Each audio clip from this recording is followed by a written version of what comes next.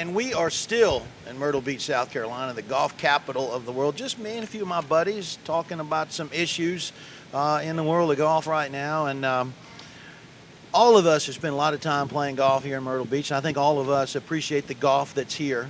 Basically, we've got about 85 golf courses and 70 miles top to bottom. And Bill, I'm going to start with you. What does Myrtle Beach need to do to continue to be one of the premier golf destinations in the world?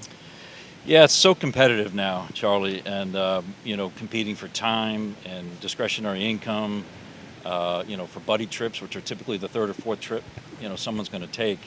It's much more competitive. We're taking the approach, and it's not anything very new, but we can't forget about customer service, customer satisfaction, hospitality, from soup to nuts, and that includes the golf course. And we have such a great variety of golf courses and different price points.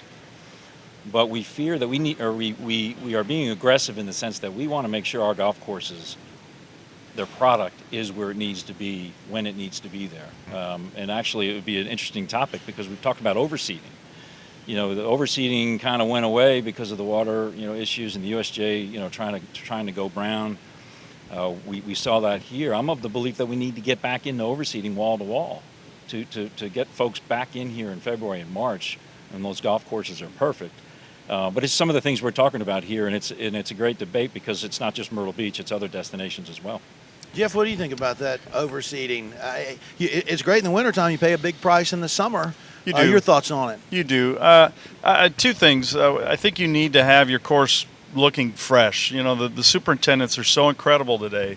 The bar is so high in maintenance, and there's nothing like an overseed that makes a place look fresh. And you obviously have a time of year where it's hurting, and that's the time where people are saying, well, they're overseeing over in Hilton Head, so that looks great.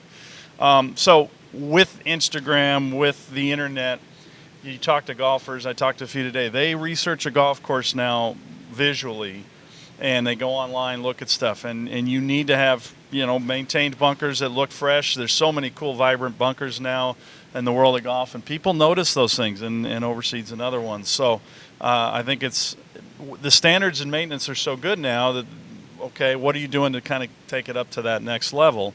I don't like to normally advocate overseed, but as you say, that's what's needed here. Sure is pretty in the wintertime. And Paige, I want to ask you, what does a golf destination like Myrtle Beach need to do to ensure that it can attract the younger demographic? Well, social media is a huge part of that, and working with Myrtle Beach Golf, they are completely different than a lot of other companies that I've worked with. They're very progressive, and they kind of just let me do my thing, and I can share Myrtle Beach through my eyes instead of them telling me what I need to post. And I think that comes across because I love Myrtle Beach. I love the golf courses here. I think they're amazing.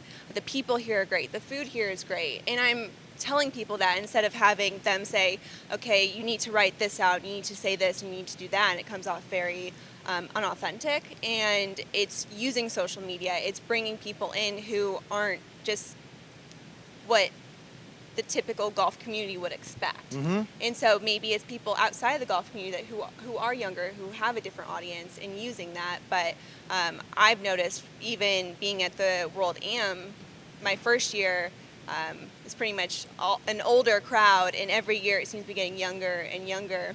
And this year, I walk around and I see people my age, and that is so cool to see. And I think it's because of social media and sharing and being like, Myrtle Beach is a place to go. Like, definitely boys trip, whatever you need to do, just like get out there.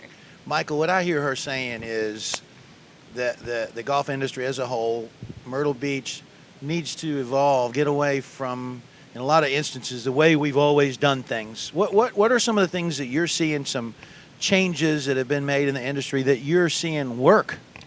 There's a ton of different things. In fact, my brothers own a golf course up in Richmond, and they're doing some really interesting things, including having a field goal out in the range to hit golf balls into, and the coach that's out there has a sign: if you can't hit it in here, call this number. So there's some. Does it go to Haney? Yeah, exactly.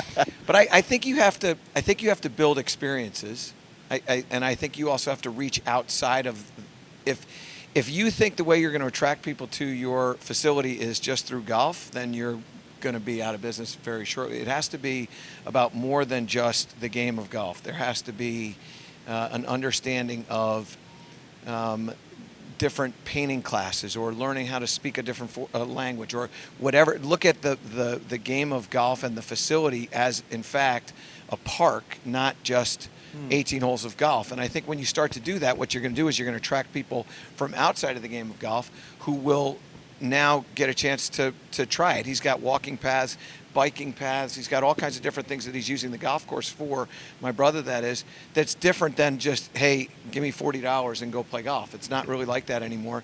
And if that's the way you're going to operate, you're going to be in trouble. Hank, is that sort of how you see the world of golf Well, operating now? Yeah, I mean, and you know, Myrtle Beach is such an incredible place. I mean, with all this collection of golf courses, and like Bill said, I mean, I think the service and the friendliness of the people is second to none here. I mean, as long as that stays in place, I mean, you know, Myrtle Beach is always going to be fine. The thing that I love about Myrtle Beach is the group concept with marketing. I mean, I think that's something that makes it really stand apart. Because if it's every man for himself and you got 85, you know, golf courses or whatever, everybody's trying to do their own thing. I mean, it's the whole theory of rising tides. And as long as that water keeps going up and more people come, everybody's going to do better. I think that's something that Myrtle Beach does that's better than what anybody else does. Well, I love hearing the enthusiasm. I love hearing the optimism. Folks, come see us in Myrtle Beach. We got a little something for everybody.